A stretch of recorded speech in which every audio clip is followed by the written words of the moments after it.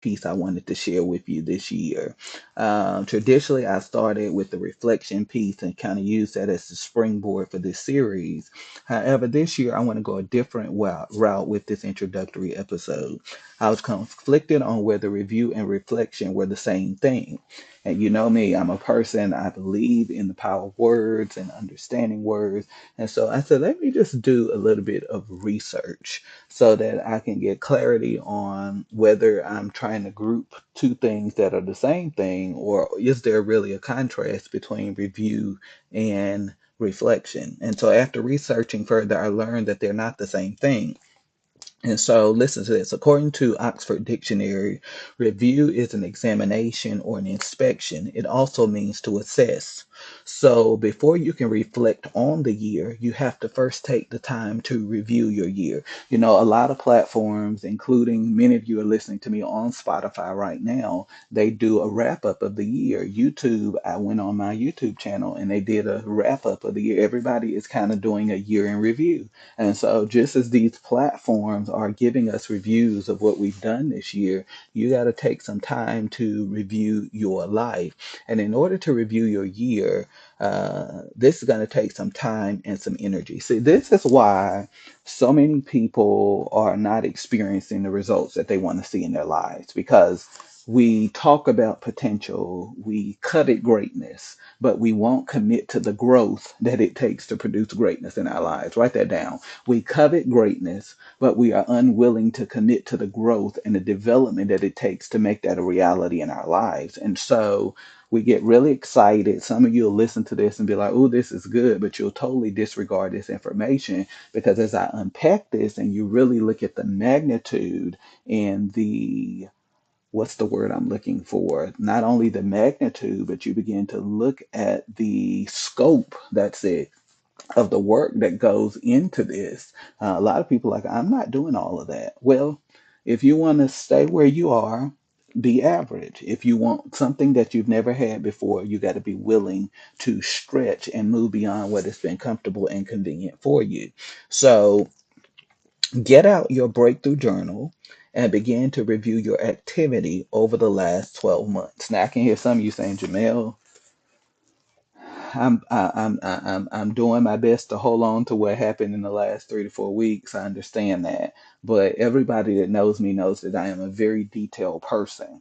So we're gonna talk when I do my reflection episode in a few weeks. We're going to talk about how detailed I am and how I can go from month to month and tell you what was happening in that particular month because of how I've structured my life. Most people can't tell you what happened last week, they don't remember. But you got to take greater accountability for your time and measuring your activities and your progress to ensure that it is lining up with what it is that you want to accomplish and to achieve in your life. So, of course, I'm going to help you. I'm not just going to throw you into this and tell you to review your year and not give you some type of framework to get you going. So, you're really going to have to pay attention. You may have to listen to this episode again. You may have to pause it, get your journal, do some work, listen again, because there's a lot that I'm going to try to unpack for you in these moments. Okay, number one, you got to review your mental state at the beginning of 2025 versus today. I know some of you like, you want me to remember my mental state in January, but I want you to really think back. How did you come into this year? Did you come into this year excited? Did you come into this year hopeful? Did you come into this year pessimistic? Did you come into this year doubtful? Did you come into this year unorganized, without a plan, without a strategy, with no tactic? I want you to just think back. Where were you mentally? I can only speak for myself, and everybody will tell you, like, no, January 1st, especially people who I consider part of my team, January 1st, I give you your holiday. But after January 1st, January 2nd, it's time to go full force into work. And that's for them. There's even for me some particular things that I do on January 1st because I'm so focused on how I start. And you got to be that way. You can't. So many of us, like, once Thanksgiving comes, most people get into lazy mode. And they're going to be lazy through Christmas, through New Year's. and they're going to bring that same lazy habits and mentality into the new year.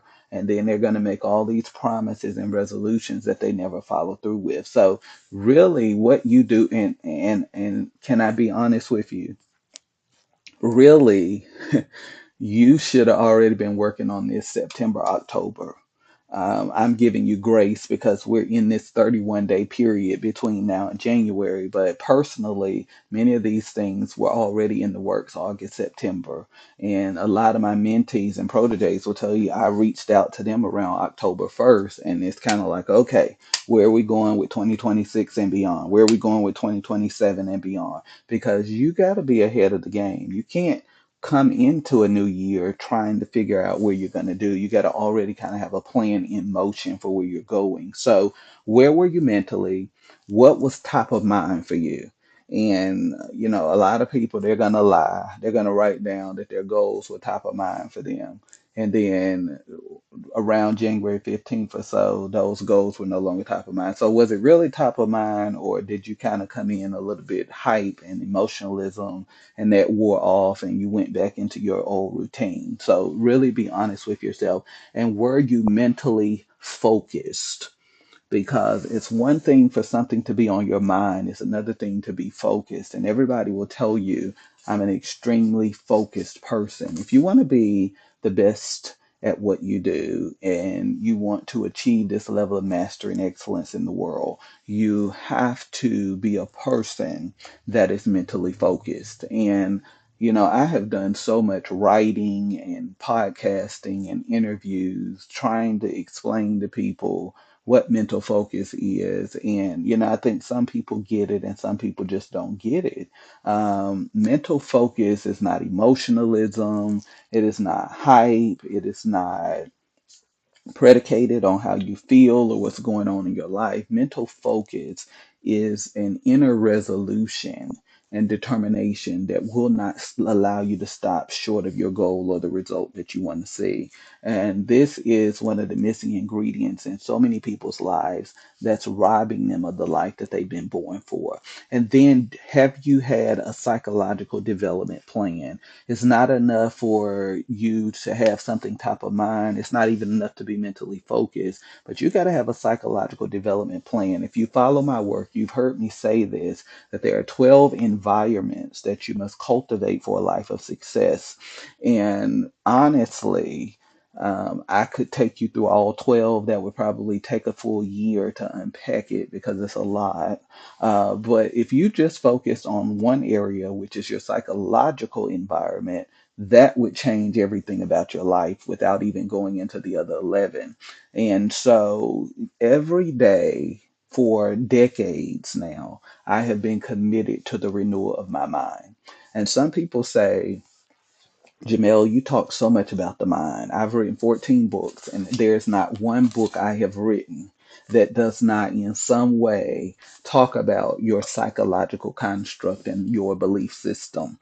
Why? Because the only way that I have become who I've become today, it's because I have made the conscious, non negotiable decision to renew my mind every day. And a lot of people think you can renew your mind seasonally and be victorious. But thoughts don't come at you seasonally, thoughts come at you momentarily in every day of your life. And if you have not learned how to win that battle in your mind, you're going to live a defeated life. And so a lot of us, we got all the quotes and all the inspirational sayings, but we have no psychological development plan, and we continue to be defeated over and over again in our lives. I'm considered a respected, thought leader in the world, not just because people have labeled me that and I've had some ideas, but I have built a track record and I know how to think. I know how to process information. I know how to ponder and pontificate and to prognosticate and come to certain solutions in different situations. I know the power of the mind and I know how to harness it and then unleash it to do amazing things in this world. And so, what I'm trying to say is that you got to have a psychological development plan. And I'm going to tell you why I'm committed to renewing my mind every day. It doesn't matter if I'm tired, it doesn't matter if I'm frustrated, it doesn't matter if I'm feeling some kind of way, it doesn't matter what's happening in my life. Every single day, I am committed to the renewal of my mind. You know why? Because I know what bondage feels like. I don't